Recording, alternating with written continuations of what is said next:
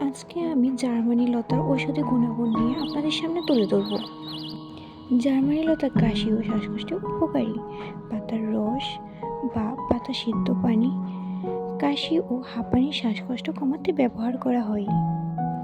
সর্দি জ্বর নিরাময়েও এই গাছ গুরুত্বপূর্ণ ভূমিকা পালন করে। শরীরের রোগ প্রতিরোধ ক্ষমতা বাড়াতে সাহায্য করে। এই পাতার রস সামান্য মধুর সাথে মিশিয়ে ব্যবহার করা হয়। পেট ব্যথা, হজমের সমস্যায় গ্যাস্ট্রিক কমাতে পাতার রস খাওয়ার প্রচলন রয়েছে। আঘাত ও পোড়া সরাতে পাতার পেস্ট পোড়ার উপর লাগালে প্রদাহ কমে ও দ্রুত শুকায় বলে গ্রামের মানুষ ব্যবহার করে। অ্যান্টিঅক্সিডেন্ট ও অ্যান্টিব্যাকটেরিয়াল গুণাগুণ সমৃদ্ধ এই গাছটি। গাছের রসের জীবাণুনাশক ক্ষমতা রয়েছে বলে বলা হয়। চর্মরোগ বা চুলকানিতে পাতার রস লাগানো হয়।